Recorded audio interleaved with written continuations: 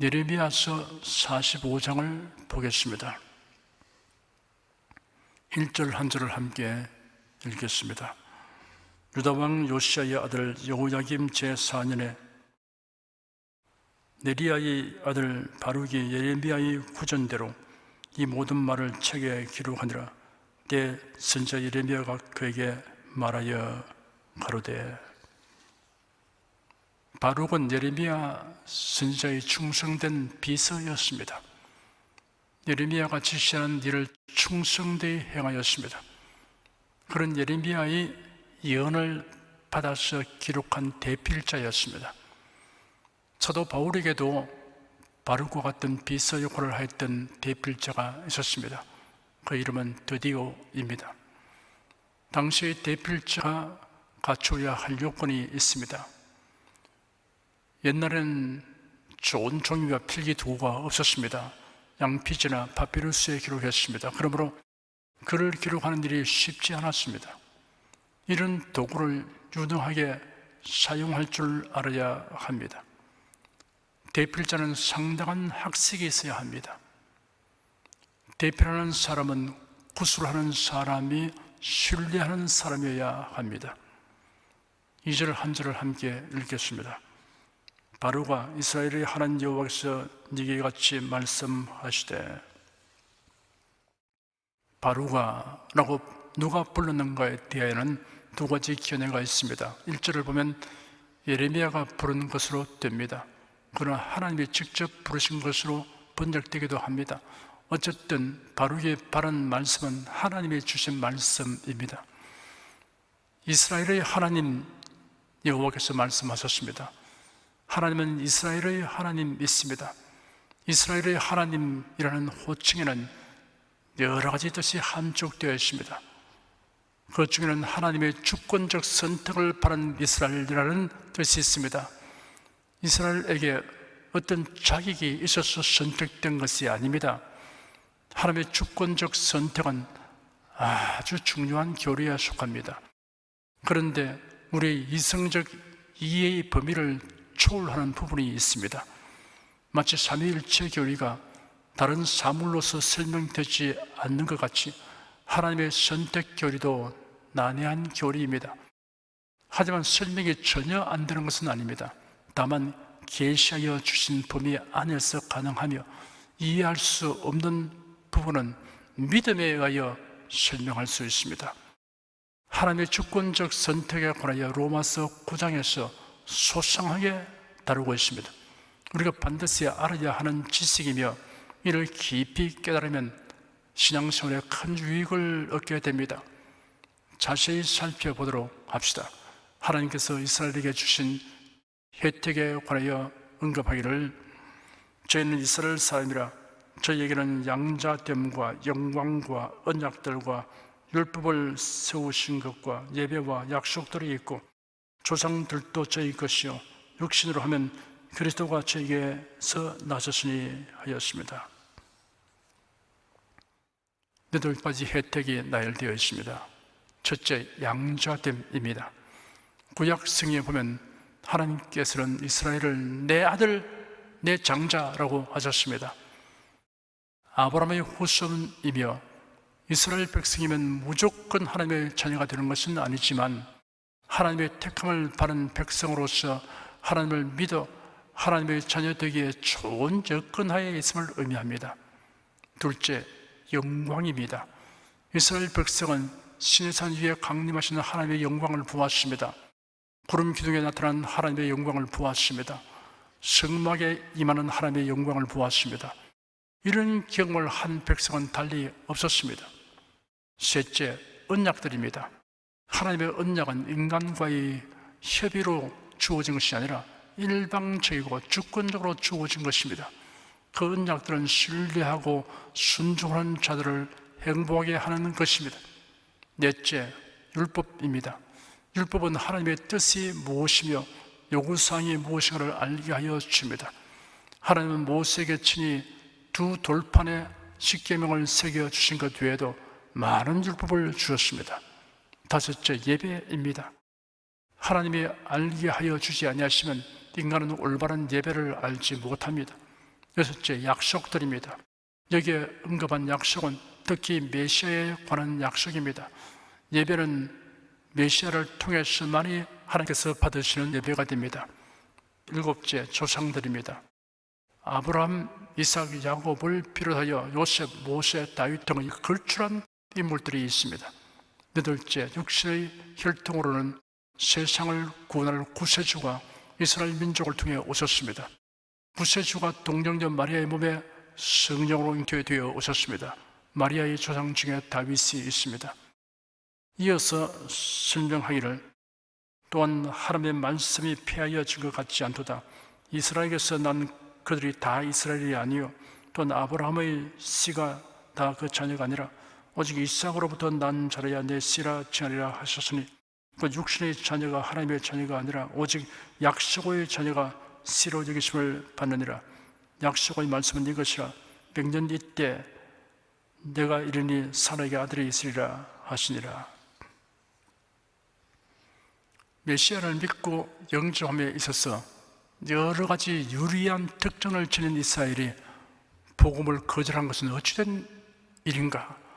그러면 하나님께서 언약하신 말씀이 폐하여진 것이냐? 그렇지 않다라고 답하였습니다. 아브라함의 후손이라고 모두 하나님의 선택을 받은 자는 아닙니다. 아브라함은 두 아들이 있습니다. 이스마엘과 이삭입니다. 그들 중에 선택된 자는 이삭입니다. 이삭은 쌍둥이를 낳았습니다. 에서와 야곱 둘 중에 야곱이 선택되었습니다. 그러므로 아브라함의 혈통을 받았으면 다 이스라엘이 되는 것이 아닙니다.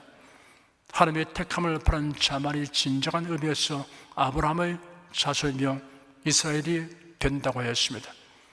아브라함의 아들들 중에 이삭이 선택되었고, 이삭의 아들들 중에 야곱이 선택되었습니다.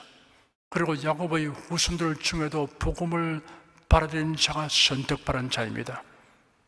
계속 설명하기를, 이뿐 아니라 또한 리브가가 우리 조상 이삭 한 사람으로 말미암아 잉태하였는데 그 자식들이 아직 나지도 아니하고 무슨 선이나 악을 행하지 아니한 때 택하심을 따라 들은 하나님의 뜻이 행위로 말미암지 않고 오직 부르신 얘기로 말미암아 서게 하려 하사 리브가에게 이르시되 큰 자가 어린 자를 섬기리라 하시나니 기록된 바 내가 야곱은 사랑하고 에서는 미워하였다 하심과 같으니라 하였습니다. 하나님의 택하심은 사람의 행위에 따르는 결과가 아닙니다. 그 증거로서 에서와 야곱의 예를 들었습니다. 그들이 출생하기도 전에 야곱은 선택을 받았습니다. 그 선택에는 인간의 공로나 노력에 전혀 관계되지 않았습니다. 야곱이 에서보다 인간적으로 나은 점이 있어서 택함 받은 것이 아닙니다. 외모, 성격, 체력, 재능에 있어서 큰 차이가 없습니다. 어떤 면에서는 에서가 더 출중합니다. 하나님의 택하심은 하나님의 주권적 행위입니다. 그런 적 우리가 무슨 말 하리요? 하나님께 불의가 있느냐? 그럴 수 없느니라. 모세에게 이르시되 내가 긍휼히 이길 자를 긍휼히 이기고 불쌍히 이길 자를 불쌍히 이기리라 하셨으니, 그런 적 원하는 자로 말미암음도 아니요 다른 방식을 하는 자로 말미암음도 아니요 오직 긍휼히 여기시는 하나님으로 말미암음이니라 하였습니다.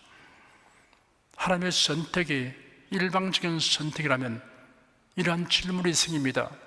하나님이 하신 일이 공평한 것이 아니고 부당한 것이 아니냐 하는 질문입니다. 그 대답은 단호하고 명백합니다. 그렇지 않다입니다. 긍휼히 여길 자, 불쌍히 여길 자를 정하시는 것도 하나님의 절대 주권에 속하는 것입니다. 하나님의 선택 근거는 사람의 행위에 있지 않고 전적으로 긍휼히 여기시는 하나님의 은혜에 있습니다. 성경이 바로에게 이르시되 내가 이 일을 위하여 너를 세웠으니 곧 너로 말미암아 내 능력을 보이고 내 이름이 온 땅에 전파되게 하려 함이로라 하셨으니, 그런즉 하나님께서 하고자 하신 자를 긍휼히 여기시고 하고자 하신 자를 강팍게 하시니라 하였습니다. 이스라엘 자손들이 애굽에서 종살이하고 있을 때 하나님이 모세를 지도자로 세우시고 애굽 왕 바로에게로 보내어 이스라엘 자손들을 자유하게 하라고 요구하게 하였습니다. 그리고 모세를 통하여 여러 가지 기사와 이적을 나타내 보였습니다. 애굽 왕 바로는 이를 경험하게 됨으로 인하여 하나님을 알고 믿으며 순종할 수 있는 기회를 여러 차례 가지게 되었습니다. 그런데도 그까지 강평하게 행하였습니다. 강평한 자는 악한 역할을 하는 도구가 됩니다. 하나님은 강평한 자를 징벌함으로 하나님의 능력을 나타내시고 그를 통하여 하나님이 널리 알려지게 하십니다. 하나님이 사람을 강평하게 하시는 것이 아니라 강평한 자가 강평하게 행하는 것을 하나님께서 그대로 내버려 두신 것입니다. 그렇다면 일어난 질문이 생깁니다. 불공평하다라든가 억울하다는 말이 나오게 됩니다. 여기에 대한 설명이 이어서 나옵니다. 혹 네가 내게 말하기를 그러면 하나님이 어찌하여 허물하시는지요? 누가 그 뜻을 대적하느냐 하리니 이 사람아 네가 네 귀에 감히 하나님을 힐문하느냐?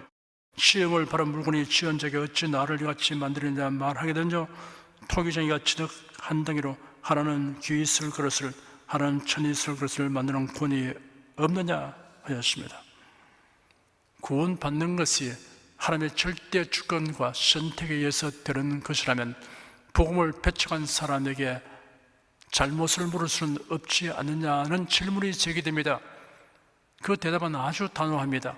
사람은 하나님과 논쟁할 대상이 아니다라는 것입니다. 그런 위치에 있지 않고 자격이나 권한이 없습니다.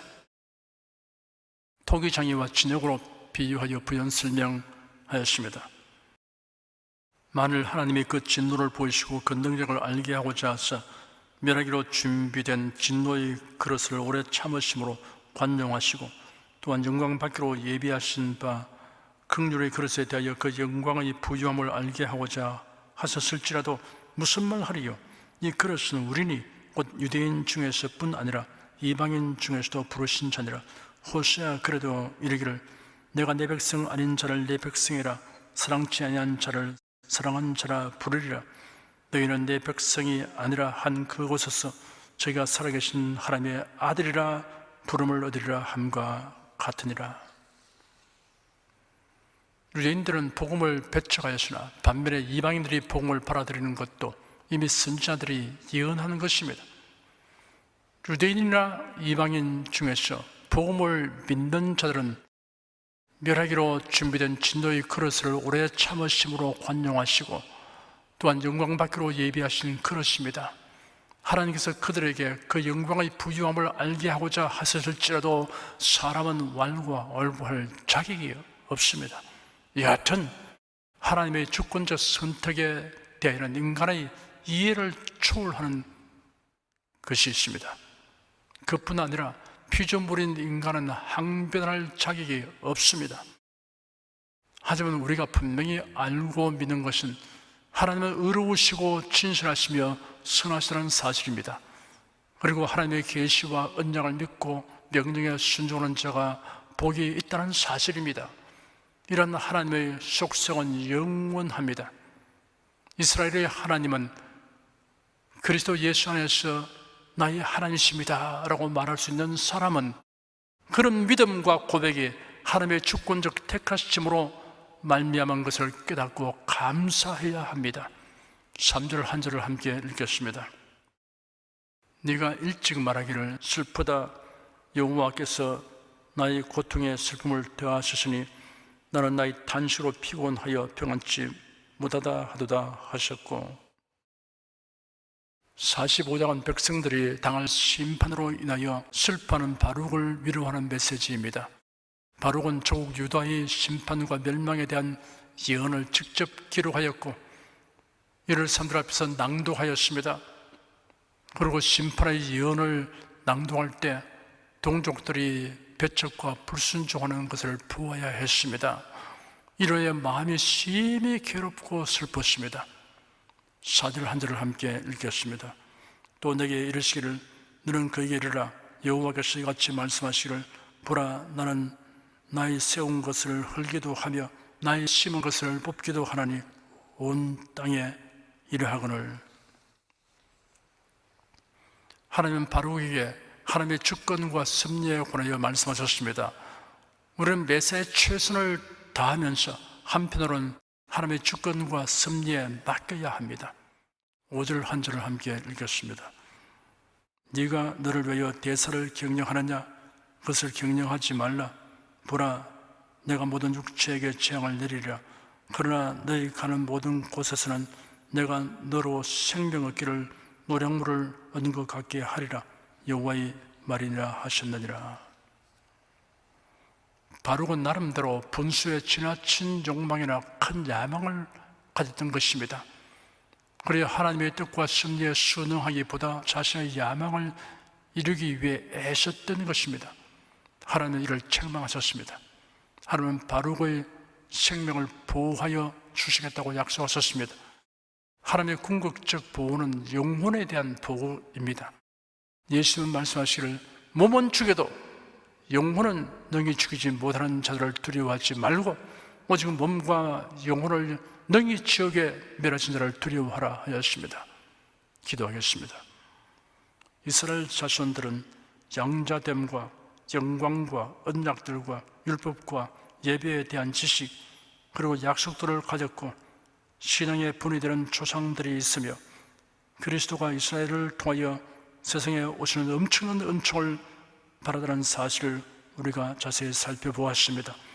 이처럼 하나님을 섬기며 구세주를 영접하는 일에 더할 수 없이 좋은 혜택을 받았음에도 불구하고 어리석게도 우상 숭배를 회개치 아니하므로 하나님의 징벌을 받아 나라가 망하고 백성이 포로되어 이방 나라로 끌려가게 된 사실을 또 살펴보았습니다. 이런 역사의 기록이 교훈하는 바를 마음속 깊이 새겨서 우리가 바란 신앙적 유산과 혜택을 중하게 여기고 감격하는 마음으로 열심을 품고 주님을 섬길 것을 다짐합니다. 성령께서 우리의 의지를 굳세게 하여 주시옵소서. 주 예수 그리스도 이름으로 기도드립니다. 아멘.